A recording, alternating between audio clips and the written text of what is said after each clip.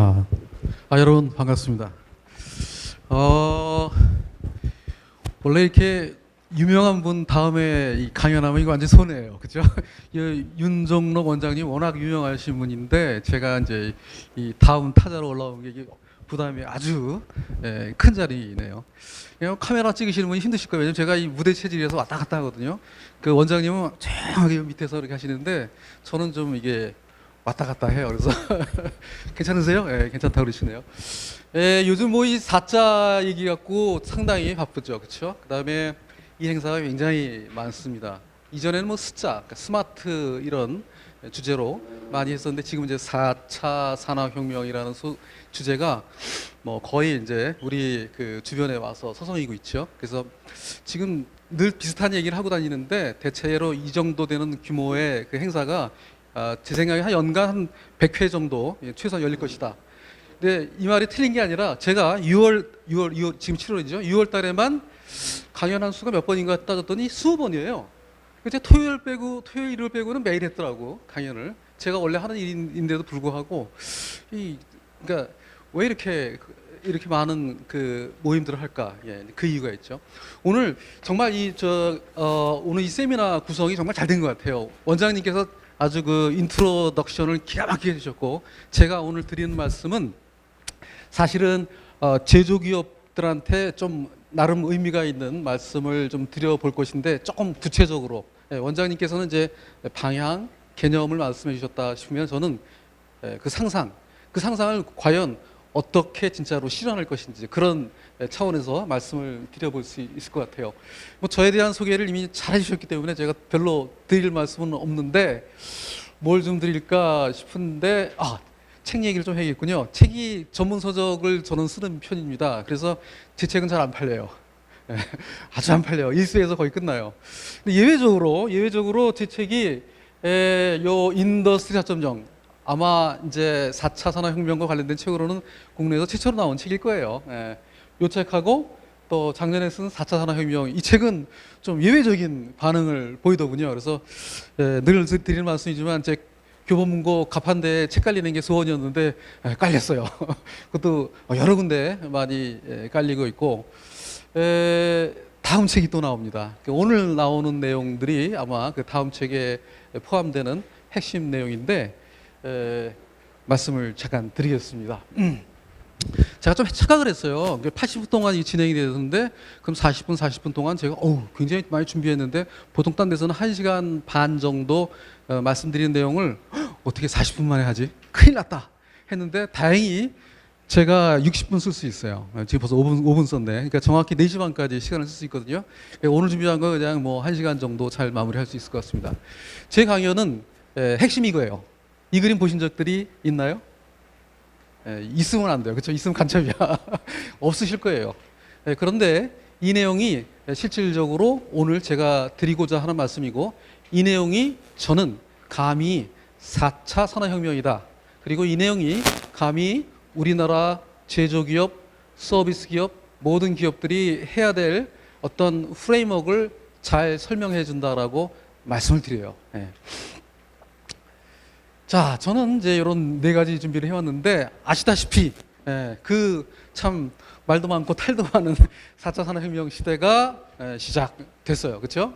이것 때문에 이렇게 많은 사람들이 모이고 또 이런 일 때문에 이렇게 저 같은 사람도 강연을 하고 이렇게 될 줄은 몰랐어요. 그렇죠? 사실은 굉장히 많은 논의를 했어요. 이미 2014년부터 또 15년, 16년, 17년이 거쳐오면서 많은 논의를 해왔는데 처음에는 주로 여기 보시는 바와 같이 개념적인 논의가 많았어요. 대체로 2014년쯤에는 저거 뭔가 생기고 있는데 가만히 보니까 피할 수 없는 미래인 것 같다. 뭐 하든 안 하든 저거 오긴 오겠네. 뭐 이 정도. 근데 도대체 저게 뭘까? 개념적으로 많이 이제 이해해 보려고 애를 썼습니다만 사실 아주 그러니까 의견들이 분분했어요. 어떤 분은 아까 원장님도 그런 인용도 하셨습니다만 어떤 분은 전기자동차 4차 산업혁명은 전기자동차다. 요즘은 좀 세련되게 4차 산업혁명은 뭐 데이터 자산시대다. 뭐 이렇게 말씀하시는 분도 있고 뭐 등등 4차 산업혁명은 땡땡이다라는 관점에서 굉장히 많은 논의가 있었어요. 그래서 어떤 분은 핀테크 얘기 가지고 TV에 나오셔서 1시간 동안 4차 산업혁명을 설명하시기도 하고, 어떤 분들은 뭐 로봇 갖고 말씀하시는 분들도 있고. 어떤가요, 여러분? 틀렸나요? 그렇지 않죠. 사실은 그분들이 다 말씀드렸던 내용들이 사실 다 4차 산업혁명과 관련된 말씀들이었죠. 2015년 들어가면서 상당히 더 흥미로운 이제 진전이 있었는데, 이런 수많은 개념 속에서 사람들이 나름대로 좀 방향을 찾기 시작했는데, 적어도 첫 번째 반응은 이런 거였어요. 야, 큰일 났다. 왜? 우리보다 굉장히 빨리 움직이는 국가들이 있다라는 것을 좀 인식하게 된 거죠. 이때 이제 우리나라 사람들이 외국에 나가서 저런 행사에 참여해서 보시기도 하고, 또 어떤 분들은 국내에 들어와서 모시고 와서 좀 청해서 듣기도 했는데, 그래서 많은 논의를 하면서 얻은 나름대로의 컨센서스는, 야, 큰일 났으니까 어쨌든 간에 빨리 달리는 놈 어깨에 올라타서라도 배우고, 그래서 기회가 되면 뭔가 해보자, 이런 이제 논의들이 좀 있었어요. 근데 앞서가는 나라들이 대체로 이제 독일이나 미국을 일컬었고, 근데 이들이 결국은 움직이는 모습을 보니까, 결국은 우리가 얘기했었던 그 경쟁력의 3요소라는 것을 가지고 저 친구들이 남들보다 잘하려고, 결국은 다른 나라보다 잘하려고 저렇게 노력하고 있구나라는 것을 이제 이해하게 됐어요. 그게 이제 이름하여 이제 원가, 품질, 뭐 납기, 뭐 이런 것들을 의미하죠. 근데 가만히 보니까 흥미로운 사실이, 이 시장의 변화가 새로 생기고 있어서 새로운 경쟁의 요소가 생겼다. 그게 뭐죠? 시장이 이제 개성 있는 것을 찾고 나만을 위한 것을 찾고 막 이러면서 점점 어떤 기업이 또는 공장이 유연해지는 것이 하나의 이제 중요한 경쟁력 요소로 떠오르게 되는데, 이런 국가들이 이런 것들을, 이런 경쟁력을 위해서 이렇게 열심히 이제 활동하시는 것을 알게 됐어요. 그래서 이제 자우지간 어깨 위에 올라타자라고 했고, 2016년에도 비슷한 이제 논의들이 많이 이어졌는데, 그러나 점점 이제 좀 구체적인 사안을 가지고 이야기하게 됐습니다. 대체로 이때는 기업들이, 여기 오신 분들이 대부분 이제 기업에서 오신 분이라고 생각하는데, 기업들이 대체로 이런 생각을 하기 시작했어요. 4차 산업혁명이 결국은 기업에 관한 문제구나. 그런데 아주 중요한 것은 결국은 5년 후에 이 기업들이 살아남을 거냐, 살아남지 못할 거냐, 이런 문제이기도 하고, 동시에 살아남더라도 지속적으로 성장할 것이냐, 아니면 정말 힘겹게 생존할 것이냐, 이런 문제라는 것을 이제 이해하시게 됐고, 나름대로 이제 컨센서스를 그렇게 갖게 됐습니다. 근데 흥미로운 사실은 아까 말씀드린 바와 같이 국내외에서 많은 나라들과 또 얘기도 하고 전문가들과 얘기하면서 느낀 것은, 저 같은 경우 이제 해외 나가서 뭐 가서 살펴보니까 어떤 면에서는 우리나라에서 하는 활동도 제법 굉장히 뭐 열심히 하는 부분도 있고, 또 뭐 빨리 하는 부분도 있더라고요.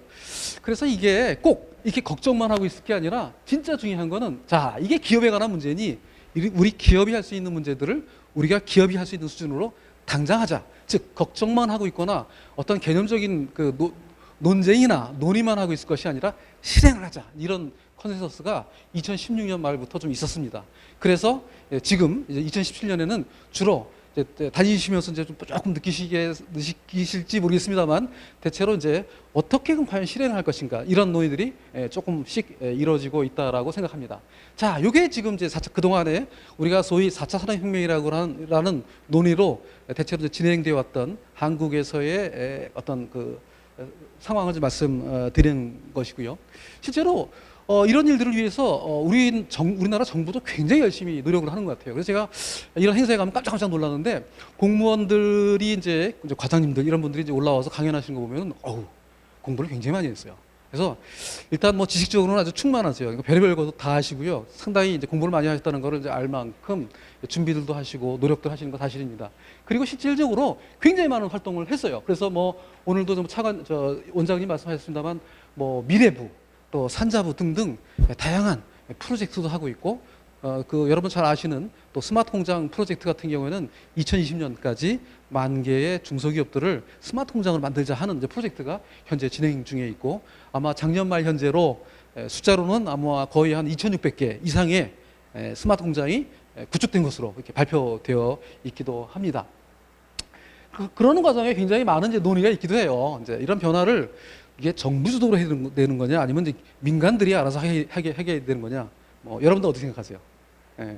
굉장히 이제 갑을 방론하죠. 그 다음에 우리가 3차 산업혁명이 했던 것처럼 대한민국을 중화공화국으로 끌고 가자 해가지고 정부가 이제 앞장서셨죠. 그런 것처럼 4차 산업혁명에서도 이제 그럴 수가 있는 거냐, 뭐 아니냐, 뭐 이런 논의도 있었고요. 또 재밌는 거는 이게 지역 단위로 할 수 있는 거냐, 아니면 국가 단위로 할 수 있는 거냐. 잘 아시겠습니다만 대전에 가면은 대전이 4차 산업혁명 허브 도시라고 그러세요. 또 울산 가면 또 울산도 그렇게 또 주장하십니다. 또 부산은 마찬가지고요. 서울도 마찬가지예요. 요 가까운 안양가도 그렇더라고요. 아마 여기 분당도 뭔가 이게 아주 꿈이 있으실 거예요. 4차 산업혁명 우리가 주도해야지 뭐 이런 생각이 있을 거예요. 여러분들은 어떻게 생각하시나요? 자, 이렇게 이제 부분적으로 전체적으로 많은 논의가 있는 것이 사실입니다. 실제로 이 자리에 오신 분들은 이제 이런 와중에서 결국은 아까 살펴보신 바와 같이 이 모든 변화는 가만히 따져보니까 결국은 물론 우리 전체의 삶에 영향을 줄 것은 뭐 틀림없는 사실이지만 1차적으로는 기업에 관한 문제다. 그리고 기업들이 과연 생존할 것이냐 말 것이냐에 관한 문제라고 이제 귀결되는 것을 보실 수 있고요. 그 과정에서 환경이 변하니까 자, 어떠한 산업에 어떤 일을 해야 되는지 또 어떠한 성장 동력으로 발전시켜야 되는지 그래야 어떻게 해야지 우리가 살아남을 것인지 이런 고민들을 하시게 되고 또 어떠한 새로운 비즈니스 모델을 만드셔야 되는가 아마 그런 고민들을 늘 하시고 계실 거예요. 그래서 오늘 이 자리에서도 아마 이 자리에 오신 이유도 그런 뭔가 좀 힌트나 인사이트를 좀 얻을 수 없을까 해서 아마 오신 걸로 저는 이해하고 있습니다. 그런 차원에서 이제 좀씩 해법을 한번 찾아보죠. 네. 아까 윤 원장님께서 말씀하신 것을 저도 항상 이런 데 오면 공부를 해요. 그래서 저 메모를 했는데 참 기가 막혀요. 말씀하시는 거 보니까요. 그렇죠? 일단 상상을 말씀하셨고요. 그다음에 소프트 파워를 강조하시면서 우리가 X축에서 Y축으로 간다. 특히 제로에서 1로 간다라는 말씀들을 많이 하세요. 그렇죠? 그래서 이러한 그 개념적으로 X축에서 Y축으로 가는 것이 이제 분명히 맞는데 많은 분들이 그렇게 말씀하시는데 그 구체적으로 그러면 여기 계신 분들이 어떻게 해야지 과연 0에서 1로 갈 수 있는지 또 어떻게 우리가 이 상상력을 펼칠 수 있는지 또 아파하시는 곳들이 있고 그런 부분들을 좀 진단을 해드려서 이분들이 새로운 것들을 모색하고 궁극적으로는 살아남고 또 발전할 수 있도록 도와드리고 싶은데 어떻게 하면 좋은지 뭐 이런 말씀들을 많이 하셨어요. 저는 거기에 대한 모든 것을 다 말씀드릴 수는 없습니다만 일부나마 제가 그동안에 많이 이제 뭐 연구하고 또 많이 논의한 내용을 이렇게 정리해서 말씀드리고자 합니다. 사실 제 슬라이드 중에서 제일 중요한 장표입니다. 제가 첫 장에서 이것을 보셨습니까? 하고 보여드렸던 그 다이아그램이기도 합니다. 자, 지금 우리가 지금 처한 위치는 바로 여기입니다. 여기에 보이는 이것이 대한민국의 기업들의 현황이라 말씀드릴 수 있습니다. 대한민국에 있는 기업들은 제가 지금 들고 있는 것과 같은 제품을 만드시거나 또는 우리가 눈에는 잘 보이지 않지만 좋은 서비스를 만들어서 고객들한테 공급하는 일을 하고 계시는 기업들도 있고요. 이와 같은 제품들은 어디서 만들죠? 공장에서 만듭니다.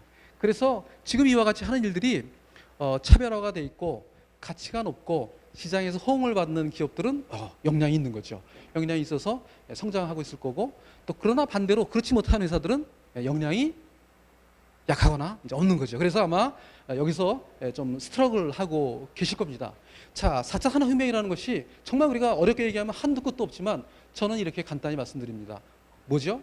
지금 기업이 가지고 있는 기존의 역량이 우리가 말하는 인더스트리 4.0의 촉진 기술 또는 촉진 요인들에 의해서 이 촉진 요인들은 대략 한 10대까지가 돼요. 우리가 알고 있는 뭐 빅데이터, 사물 인터넷, 클라우드 컴퓨팅, 뭐 센서, 뭐 인공지능 뭐 등등 많죠.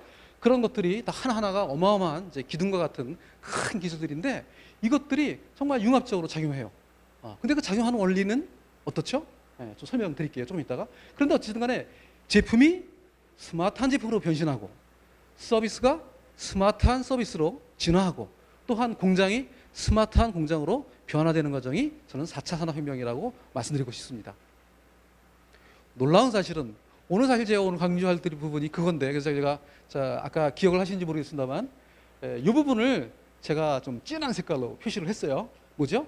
사실은 이런 변화들이 우리 주변에서 상당히 빠르게 벌써 일어나고 있고 더 놀라운 사실은 이러한 경험들을 잘 포장해가지고 돈벌이를 하는 기업들이 대단히 많이 나타나고 있다는 것입니다.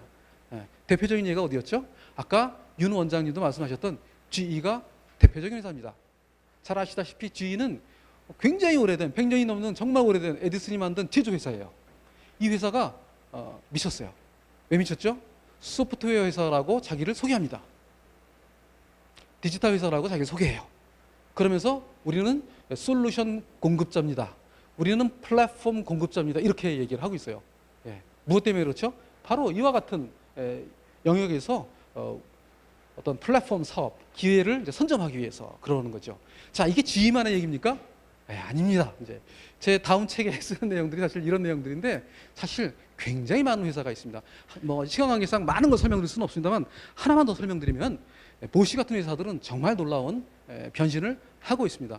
보쉬는 아시다시피 자동차 부품을 만들거나 전자제품을 만드는 그런 회사였습니다. 근데 이 회사는 우리도 이제 인더스트리 4.0 혁신의 중심에 서 있고 우리는 혁신적인 사용자이면서도 혁신적인 공급자가 되겠습니다 하면서 사실은 솔루션 사업을 하고 있어요.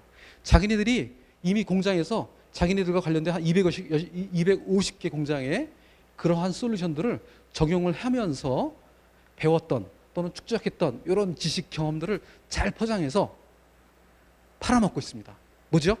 솔루션 프로바이더로 나선 겁니다.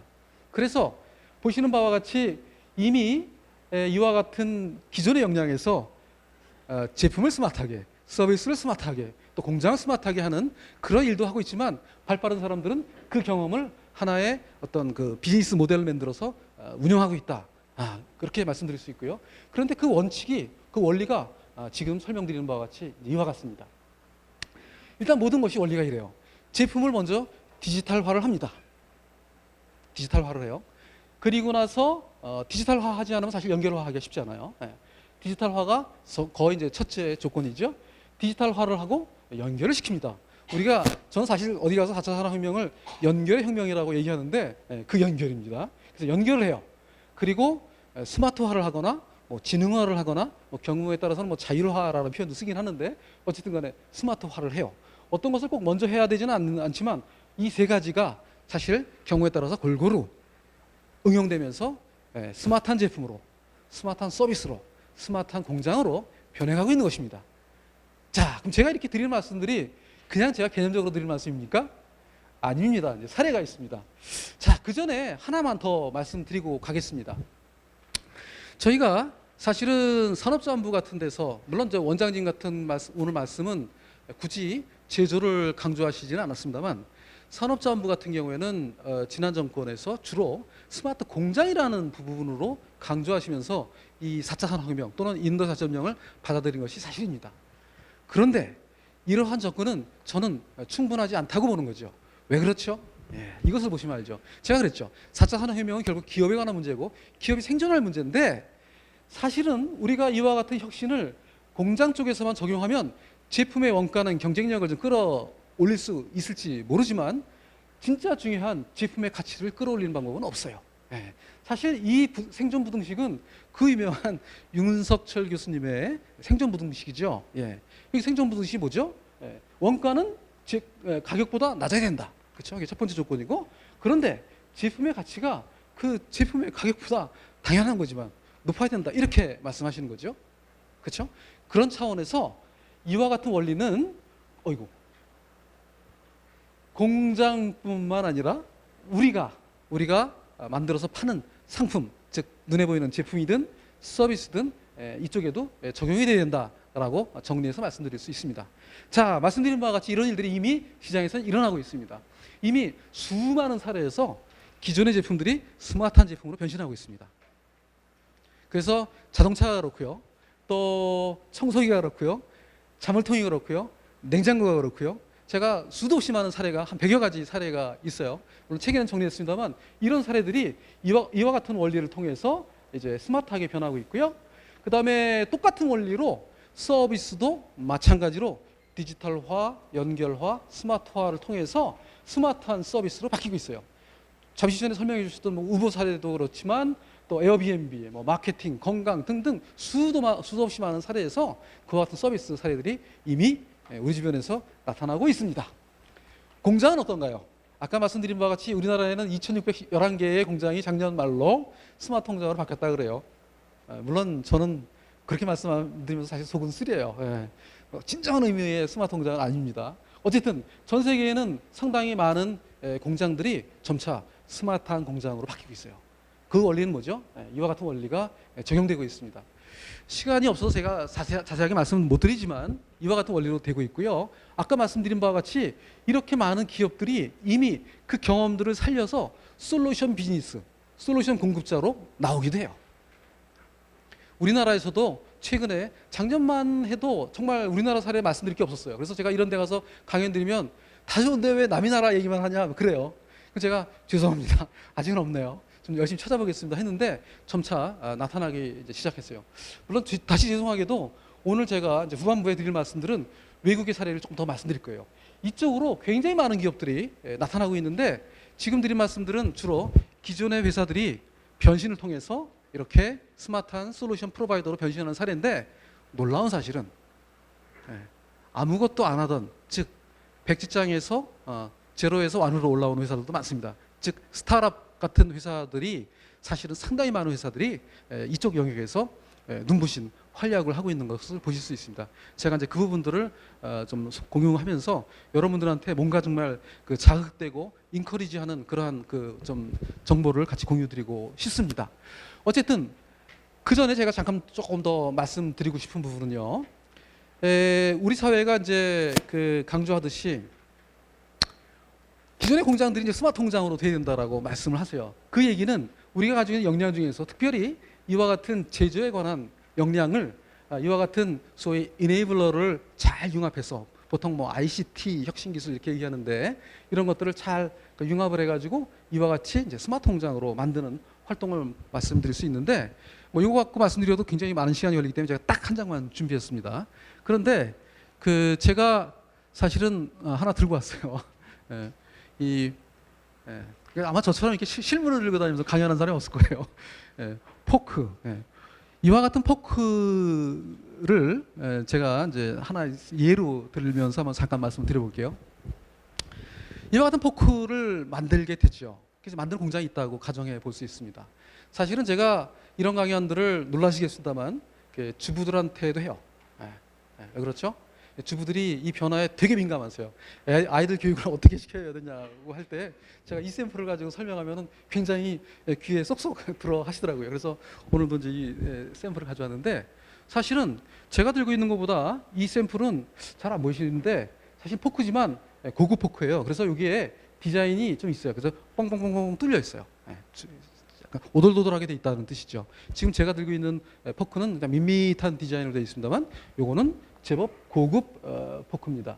그런데 사실 우리가 해야 되는 미래의 스마트 공장의 활동은 대체로 많은 사람들이 이런저런 연구를 해서 이렇게 10가지 정도로 구분을 해놨어요. 그 첫 번째 예는 이런 거예요. 빅데이터를 써서 뭔가 할 것이다. 빅데이터를 써서 품질도 관리할 것이고 빅데이터를 써서 예지적인 뭔가도 할 것이고 뭐 이런 것들이 있고요.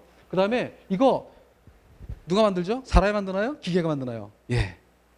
기계가 만들 겁니다. 그렇죠? 사실 사람이 만들 거 별로 없어요. 이제 사람은 이와 같은 가공이나 뭐 이런 거 옮기는 거 이런 건 이제 저희들이 다 내줬죠. 그러니까 사람이 할 일이 없어요.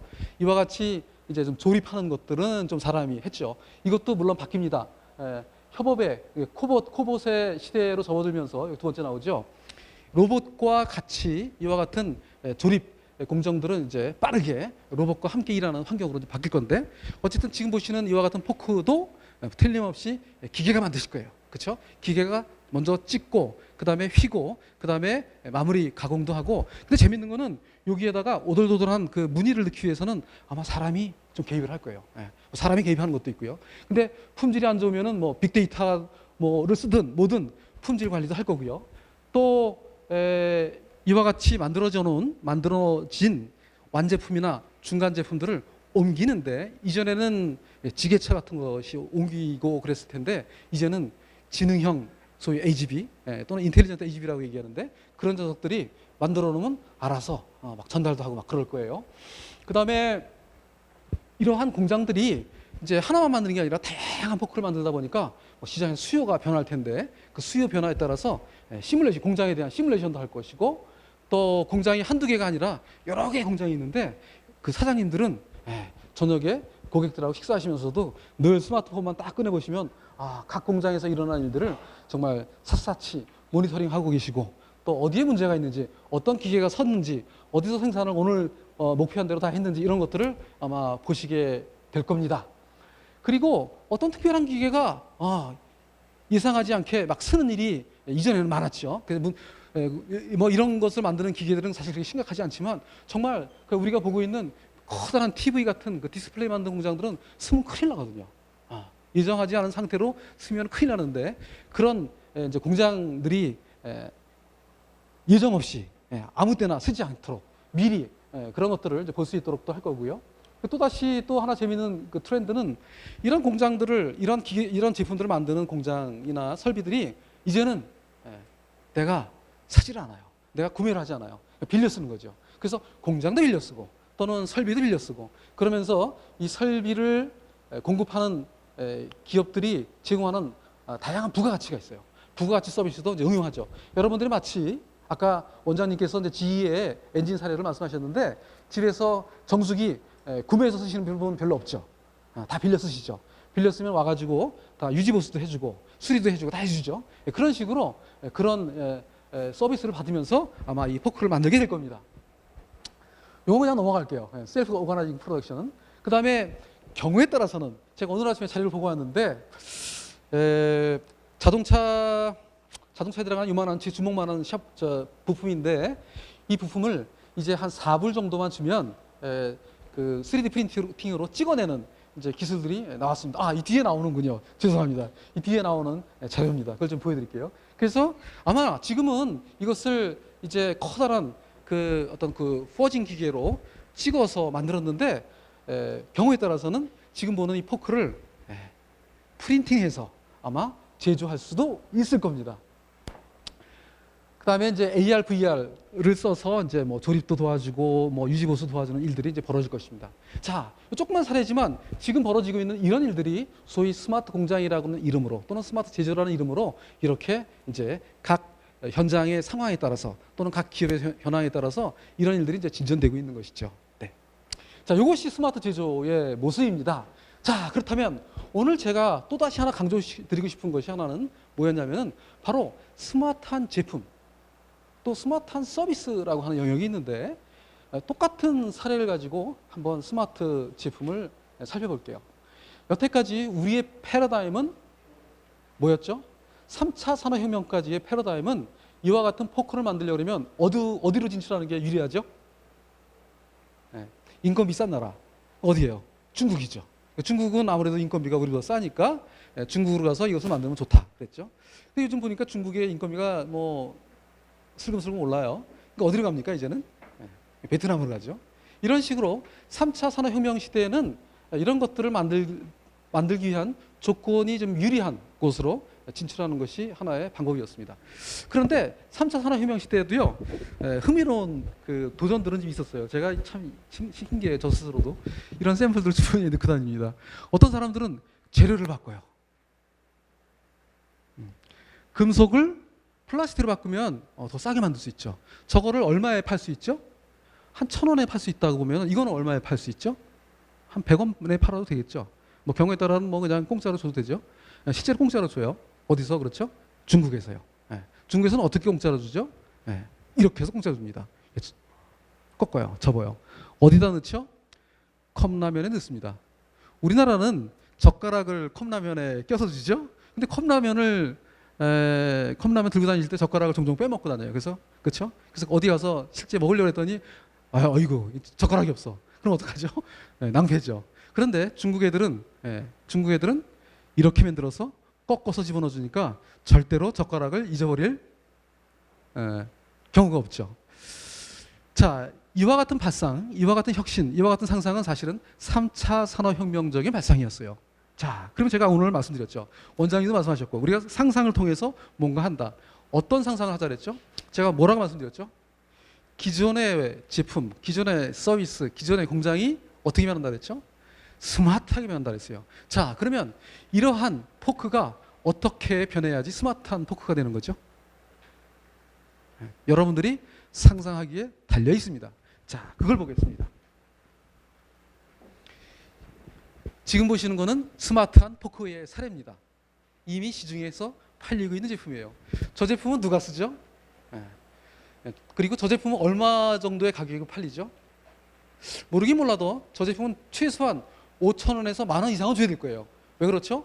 굉장히 좋은 가치를 갖고 있어요. 무슨 가치를 갖고 있을까요? 저 같은 사람한테 사실 필요합니다. 저는 사실 성인병 초기 단계에 있어요.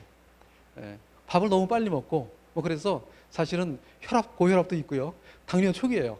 그래서 지금 이제 식사를 좀 천천히 해야 돼요. 약도 먹고 있고요. 매일 아침에 뭐 피도 좀 체크해야 돼요. 고통스러운 일이죠. 일일이 체크하려는 게. 그런데 이 제품은요, 빨리 식사를 하잖아요. 무슨 일이 벌어지죠? 부르르 떨려요. 빨리 못 먹게. 그리고요, 내가 무시하고 빨리 먹잖아요. 그리고 무슨 일이 생겨요? 식사한 습관을 스마트폰에 연결을 해요. 제가 연결 혁명이라고 그랬죠.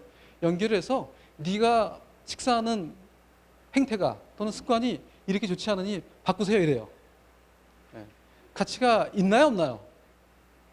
어떤 분들한테는 있고 어떤 분들한테는 없을 수 있겠죠, 그렇죠?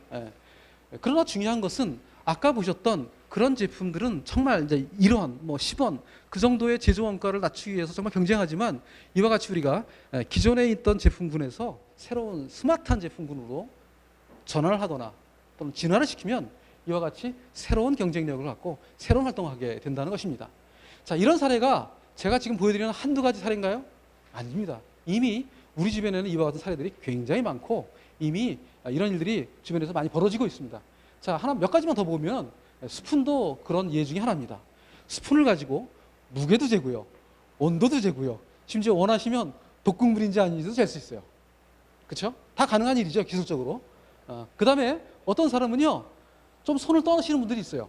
사실은 구글에서 하고 있는 프로젝트인데 손을 떠시는 분들이 식사를 해도 혼자 식사를 해도 이게 이쪽에서 조율이 돼가지고 수평한 위치를 유지해서 내가 혼자서 식사를 할 수 있도록 만드는 스푼이 개발됐어요. 이런 스푼을 우리가 스마트 스푼이라고 합니다. 자, 이 제품은 비싸게 팔려도 살까요? 안 살까요? 당연히 사겠죠. 일반 스푼은 1,000원이면 사지만 이런 스푼은 10,000원에 팔아도 기꺼이 필요하신 분들은 사겠죠. 저는 이와 같은 사례들이 바로 우리가 4차 산업혁명 시대를 지나가면서 우리들이 집중하고 우리들이 만들어내야 되는 현실이라고 생각합니다. 물론 여기서 끝은 아닙니다. 여기서도 많은 진화들이 일어날 거예요. 자, 몇 가지 사례를 더 보면 스마트 라켓이 생기고 있습니다. 이미 테니스 라켓에서 스마트한 기술들을 아까 말씀드렸듯이 디지털, 스마트, 연결의 기술들이 응용돼 가지고 스마트한 라켓으로 이미 보급되고 있고요. 또 혼자 사시는 분은 아마 거의 없으신 것 같긴 한데 혼자 요리하시고 그럴 때 쓸 수 있는 스마트 프라이팬도 있어요. 또 우리나라에서 나온 제품이지만 스마트 로프가 있죠. 운동을 하면 운동 횟수가 공중에 보이고 그 결과가 스마트폰에도 연결이 되고 제 관리도 할 수 있고 응용할 수 있죠. 그 다음에 뭐 스마트 파자마 뭐 이런 것들도 있고요. 뭐 강남에 가면 언더아머 이렇게 우리나라에도 등장했는데 옷이 스마트하게 변해서 잠을 잘 잘 수 있게 도와주고 뭐 이런 일들도 벌어지고 있고요. 아이들이 스마트한 옷을 입고 있으면 엄마가 동화를 그 스마트폰을만 대기만 하면 갖가지 재미있는 동화가 스마트폰에서 나와요. 뭐 이러한 제품도 있고요. 그래서 그런 동화를 들으면서 애들이 자기 하는 제품, 뭐 이런 제품들도 있습니다. 이런 사례가 사실 수도 없이 많아요. 한 100여 가지 사례가 있고요. 제가 이제 새로 나오는 데가 신간에다 이런 내용들을 정리해서 쓰고 있습니다. 자, 이게 제품만 그런가요? 아닙니다. 서비스도 마찬가지입니다.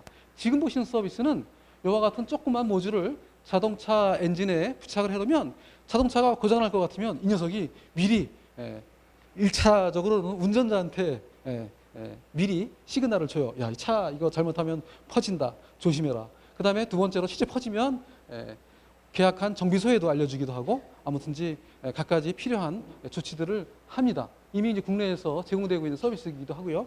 그 다음에 이제 여기도 물론 그렇겠지만 사실 서울에 가면 제일 어려운 게 주차장이죠. 주차장 찾다 보면은 행사장에 가야 되는데 주차장 뺑뺑뺑 돌다가 행사장 실제 늦는 경우가 굉장히 많아요. 그래서 저는 사실 이런 데 올라오려면 차 안 가져와요. 너무 주차하기가 힘들어서요. 가능하면 지하철 타죠. 그런데 이와 같은 스마트 주차 서비스를 해주면 얼마나 좋을까요? 사실 다른 나라에서는 이미 하던 서비스인데 뭐 우리나라도 이제 시작을 했더군요. 얼마 전에 제가 하도 많이 이제 얘기하고 다녔는데 얼마 전에 이제 이런 서비스가 이미 나온 거를 보게 됐어요. 여러분들 아마 앱을 잘 찾아보시면 이런 이제 앱들이 이미 이제 스마트폰에서 나오는데 충분치는 않아요. 아직 제가 원하는 수준에 이르지는 않았지만 뭐 나름 써먹을 수 있어요. 그 중에 하나가 이제 파킹 스퀘어라는 회사인데 이 회사는 대박 쳤죠. 카카오가 100억 주고 샀어요. 그러니까 일단 저거 창업했던 사람은 큰 돈, 아주 큰 돈은 아니지만 아무튼 꽤 큰 돈을 이제 벌게 됐죠. 그래서 이런 일들이 이미 우리 주변에 굉장히 많이 일어나고 있습니다. 자, 그 원리가 뭐죠?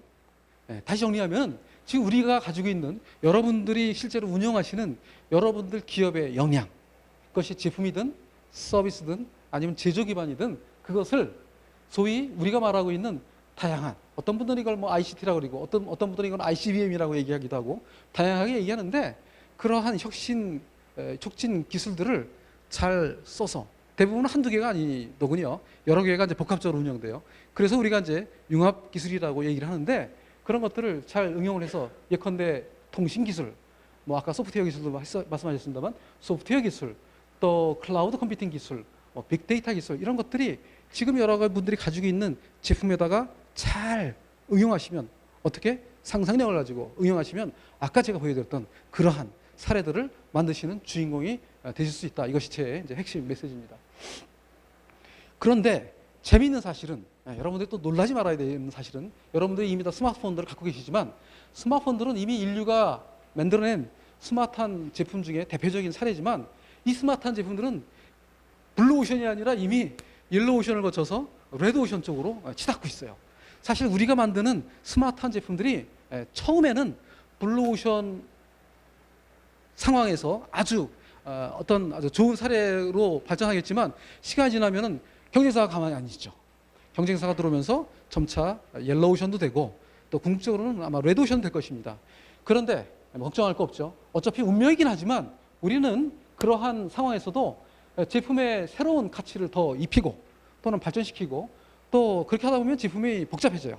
설계가 복잡해지는 것을 단순한 설계로 하고 또 그러한 제품들을 스마트 공장에서 만들어내고 또 린 매니팩처링 기법을 써서 끊임없이 발전시키는 그러한 이제 사이클을 유지하셔야 됩니다.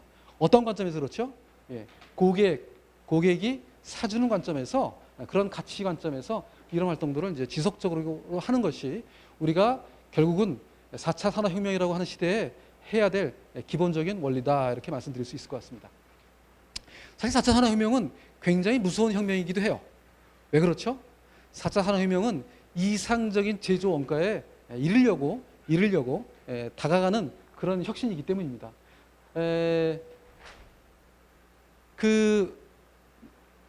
우리가 원가 구조를 보면 대체로 재료비, 노무비, 경비 보통 이렇게 얘기합니다. 제가 이제 이쪽 사례를 자동차라고 말해볼게요. 그럼 자동차 회사들은 보통 티어 1 서플라이어가 대체로 적으면 300~400개, 많으면 500~600개의 티어 1을 거느리고 있습니다. 물론 티어 1 밑에 또 티어 2가 있고요. 티어 2 밑에 또 티어 3가 있어요. 자, OEM 입장에서는 티어 1으로부터 사는 어떠한 제품이나 부품이 사실은 재료비예요.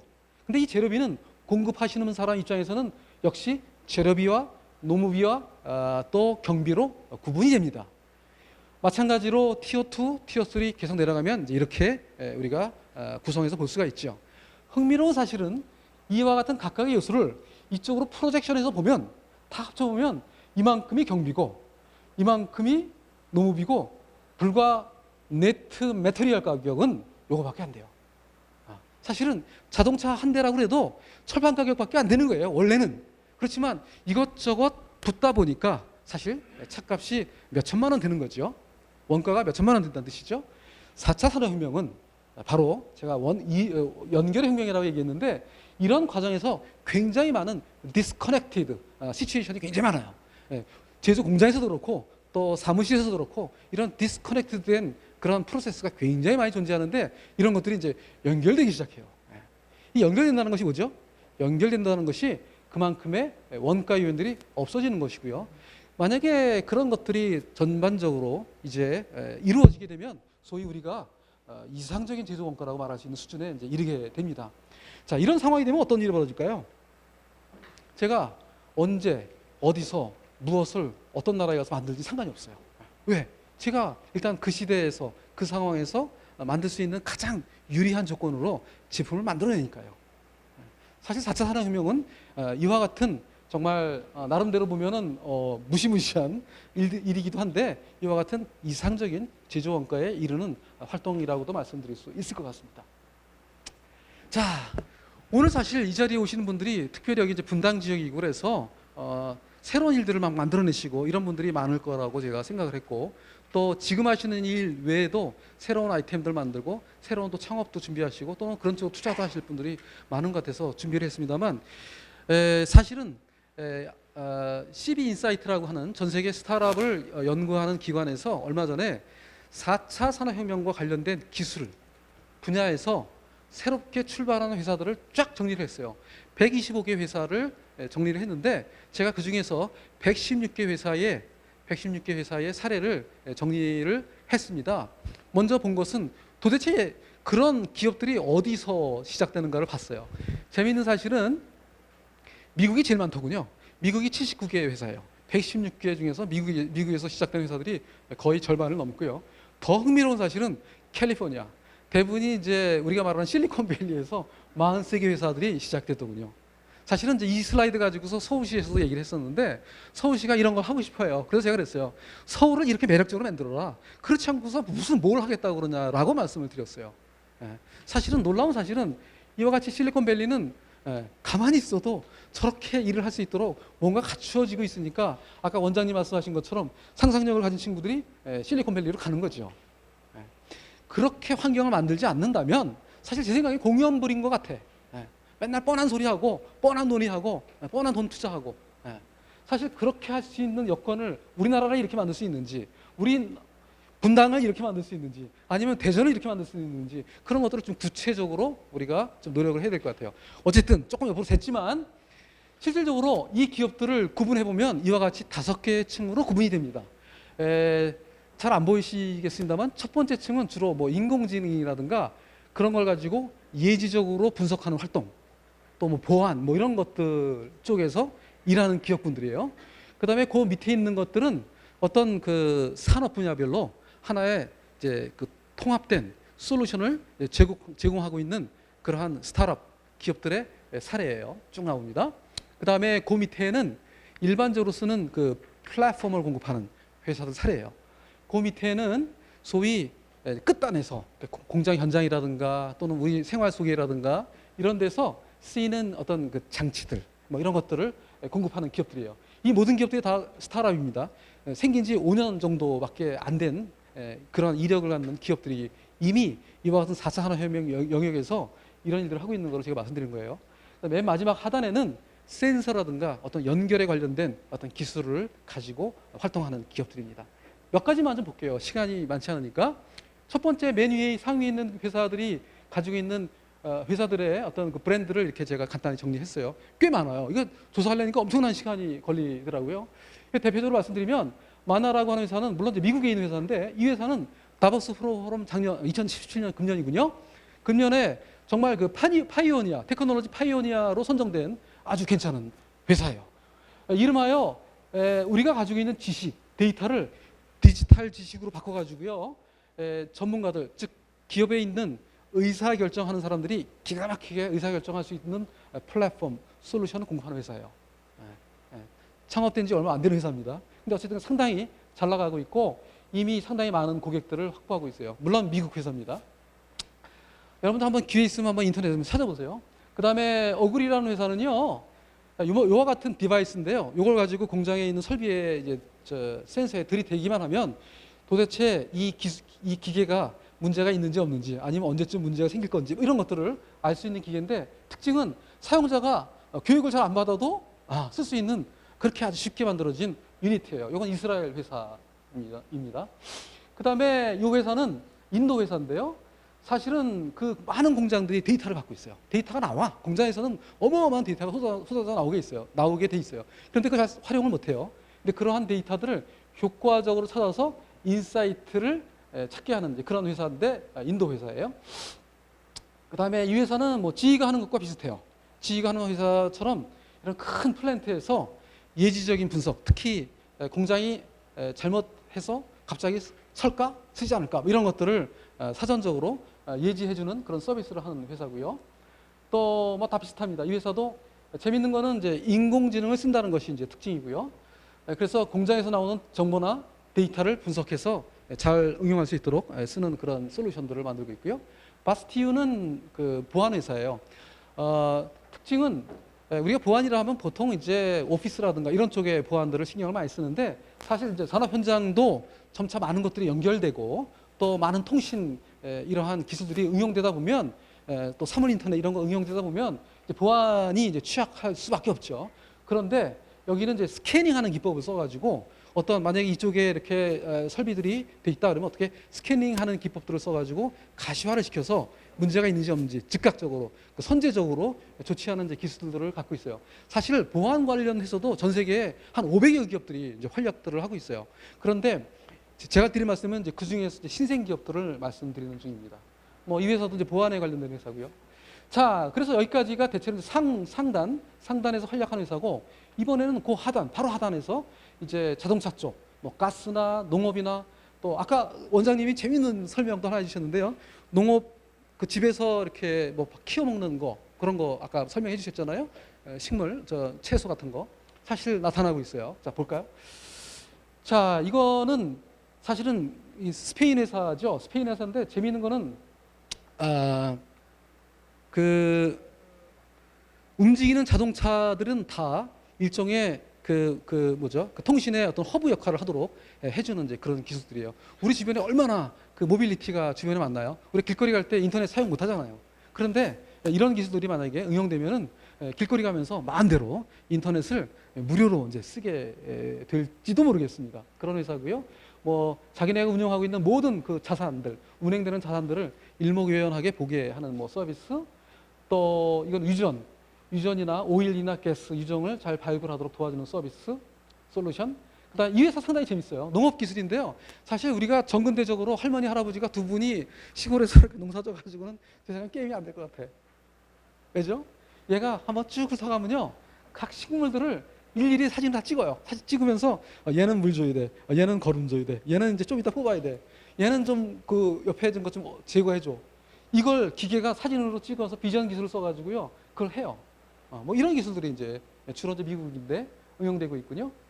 그 다음에 농장 관리 시스템들이 되게 많아요. 다 창업 기업들이 하는 일들입니다.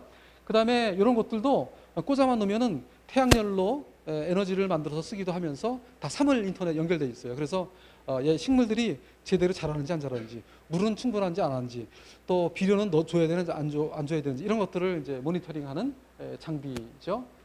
이게 재밌어요. 이게 뭐냐면요, 사실 한 요만한 사이즈예요. 집에서 사실 텃밭들이 있잖아요. XY 축으로 되어 있는 로봇이에요. 일종의 로봇인데 얘네들은 팜봇이라고 그랬죠. 요거 흉내내가지고 서울시에 있는 어떤 친구가 밭봇이라는 이제 그 창업을 했더군요. 예. 뭐냐면은 XY로 움직이면서 땅에다가 여러분들 집에 그 빈 그 땅에 이런 로봇이 있다고 상상하시면 됩니다. 이 로봇이 XY 축으로 왔다 갔다 하면서 씨도 뿌리고 물도 주고 비료도 주고 뭐 옆에 잡초 같은 거 나면은 뽑아주고 하는 이제 그런 로봇이에요. 이런 로봇들이 이제 미국은 아시다시피 이제 가든이 많잖아요. 미국 사람들도 이런 것들을 그렇게 크지 않은 설비니까 뭐 아마 설치하는 사람들이 많이 늘어나는 것 같은데 스타트업이 이런 이제 서비스 제품을 팔고 있습니다. 자, 드릴 말씀은 많지만 또 몇 가지 플랫폼 말씀드리고 정리를 하겠습니다. 사실 산업용 사물 인터넷 또는 뭐 그냥 사물 인터넷은 뭐 이미 수많은 기업들이 참여하고 있는 영역인데 그런 사물 인터넷을 설계하도록 또는 개발하도록 또 그러한 플랫폼을 만들어서 이 사람들은 좀 포지셔닝을 달리한 거죠. 그런 회사의 뭐 사례고요.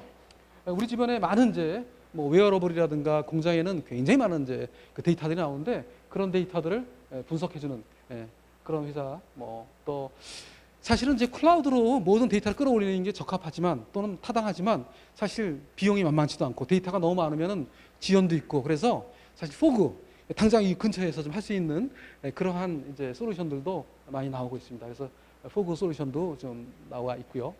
그 다음에 이제 엣지 쪽에서는 사실 드론이 상당히 많이 써요. 특히 스마트 컨스트럭션 영역에서는 사실 드론이 이제 기본이에요. 그래서 드론이 먼저 쫙 측량을 하고 3차원으로 도면 만들고 그래서 그 기계들이 건설 기계들이 어떻게 공사를 할 건지 쫙 분석해가지고 그거 가지고서 실제로 공사하는 이제 시대로 접어들고 있는데 그런 첫 번째 단계의 일인 드론 응용한 데이터 공급 기업들 이런 기업들도 활약하고 있고요. 뭐 파이프 집에 보면은 이제 파이프들 엉망이죠. 이런 것들. 그다음에 3D 프린팅 이 얘기입니다. 3D 프린팅이 정말 좋은 기술인데 이와 같은 플라스틱을 3D 프린팅으로 찍어내면 지금 경쟁력이 없어요. 한 몇 개만 찍어내면 의미가 있지만 이거를 수만 개 찍어내야 된다 그러면 3D 프린팅이 이제 경쟁력이 없어요. 특히 금속 쪽으로 가면은 뭐 경쟁력이 거의 없어요. 찍어야 돼요. 그런데 최근에 이제 MIT 쪽에죠, 매사추세츠 쪽에서 나오는 이제 기업들이 이 데스크탑 메탈이라는 회사를 한번 웹사이트 한번 가보세요. 이 회사는 제가 아침에 이제 확인한 자료가 이거네요. 보니까 4분 만에 112개를 금속으로 된 제품을 제 주먹만한 제품을 찍어내기 시작했어요. 그래서 원가가 보니까 하나당 한 4불 정도면 돼요. 원래 프린팅 하면은 또 약점이 있죠. 브리틀하다 그러죠. 잘 깨질 수 있어요. 열 처리까지 해요. 그래서 깨지지 않아요. 인성도 있어요. 이런 제품들이 이제 3D 프린팅 쪽에서 주로 스마트 스타트업 기업들을 중심으로 이런 일들이 이제 벌어지고 있는데 금속 쪽에 관련된 기업들이 꽤 많이 나오고 있습니다. 그래서 뭐 디지털 엘로이도 그렇고요. 등등 여러 가지 회사가 있습니다. 마지막 이제 사례들이 주로 이제 센서나 커넥티비티 쪽인데 시그폭스는 많이 아실 거예요. 지금 이제 통신 비용들이 만만치가 않죠. 비싸죠. 그러니까 싸고 또 천천히 이제 데이터를 보내도 되는 영역이 꽤 많죠. 그래서 프랑스에 있는 회사가 이런 전력을 적게 쓰면서도 쓸 수 있는 서비스로 상당히 승승장구하고 있고요. 그 다음에 이 회사도 주로 이제 무선 기술을 써가지고 기계와 기계들이 이제 연결하게 하는데 지금 보시는 이런 이제 유니트를 응용해가지고 모듈이죠. 모듈 써서 이런 일들을 하게 하고요. 뭐 많습니다. 뭐 이 회사는 이제 SoC 칩을 만드는 회사예요. 삼성이 출자를 했더군요. 상당히 이제 괜찮은 사실 이제 그 모바일 관련된 그러한 이제 환경에서는 SoC가 뭐 거의 뭐 필연적이잖아요. 근데 그런 쪽으로도 하는 활동들이 있습니다. 뭐 쌈싸라 회사 이름 참 특이해요, 그렇죠? 쌈싸라라는 회사는 센서와 인터넷을 어떻게 연결해 줄 거냐 이런 거죠. 이제 센서 끝단에 결국은 뭔가 연결이 돼야 되는데 이러한 유니트를 써서 연결하게 만드는 이제 그런 회사 사례라고 보면 되겠고요. 그다음에 헬리움 뭐 다 비슷해요. 좌지간 지금 보이는 세상을 이제 온라인 세상으로 옮겨주는 이제 그런 역할 뭐 굉장히 많아요. 뭐 125개의 회사들이 이미 활약하고 있다. 죄송한 거는 여기 한국 회사가 아직 못 꼈어. 물론 이제 울라라랩 같은 회사들도 좀 나오긴 하는데 아직 여기에 낄 만큼 세계적인 주목을 받거나 역량이 있다고 평가되지는 않는 것이 사실입니다. 자, 이제 5분 남았군요. 시간 다른데 잘 정리했군요. 제가 처음에 보여드렸던 그 다이어그램이 이거였습니다. 그래서 지금에 있는 역량들이 제품이 스마트한 제품으로 또 스마트한 서비스로 스마트한 공장으로 바뀌어야 된다라고 말씀드렸고요. 그것이 결국은 4차 산업혁명 시대에 기업들이 해야 될 일들이고 그 방법은 디지털화, 연결화, 그리고 스마트화를 통해서 할 수 있다라고 말씀드렸습니다. 물론 조금 더 상세한 말씀을 더 드릴 수 있어요. 다음에 제가 하는 강연에 오시면 말씀을 드릴게요. 어쨌든 근데 그 중에서 일부지만 굉장히 똘똘한 친구들이 그런 것을 비즈니스 모델로 만들고 솔루션화해서 공급해서 아주 잘 먹고 잘 살 준비를 하고 있더라. 이런 것들을 저는 아주 쉽고 또는 아주 좀 뭐 편리하게 4차 산업혁명이다라고 말씀드리고자 합니다. 결론을 말씀드리고 정리하겠습니다. 이런 일들이 이제 벌어지고 있죠. 이름하여 우리 다음 말씀해 주신 이제 이경상 교수님이 자주 인용하시는 말씀인데 기회창이 열리죠. 기회창이. 이 기회창을 잘 이용하시면 이게 기회가 되는 건데 이용하지 못하면 위기죠. 그래서 동전의 양면과 같은 거죠. 정말 어마어마한 기회가 열린 거예요. 여러분들 앞에. 여러분들이 제품을 스마트하게, 서비스 스마트하게, 공장을 스마트하게 만드셔야 돼요. 그 다음에 더 도전하시고 싶은 분은 아예 사업을 바꿔보세요. 이런 쪽으로. 그렇죠? 그 일을 해야 되는데 영원히 기다려주지 않는다는 거죠. 불과 5년. 독일에서 인더스트리 4.0이라는 용어를 만든 친구 중에 한 사람이 카커만이 얼마 전에 와서 그랬죠. 셉의 전 회장이었기도 했는데 이분이 시간이 꽤 걸릴 거라고 생각했다. 4차 산업혁명이 원래는 가시화되려면.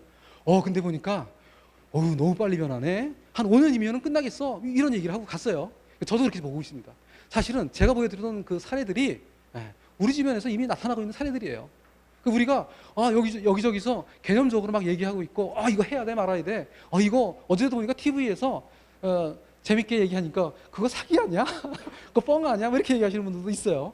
여러분 그렇게 동의하시나요? 사기인가요 이게? 그렇지 않습니다. 지금 실제로 우리 주변에서 일어나고 있는 일들이고 우리가 다만 어떻게 접근할지 어떻게 문제를 해결될지 그런 것에 대해서 잘 이해를 못했을 뿐인데 나름대로 살펴보니까 길이 있는 것 같아요. 그래서 제가 아는 범위 내에서 이렇게 말씀을 드렸고요. 5년 안에 승부를 걸어라. 5년 후에는 반드시 여러분들이 생존하셔야 되고 5년 안에 승부를 걸어서 5년 후에도 지속적으로 성장하는 기업이 되셨으면 좋겠습니다.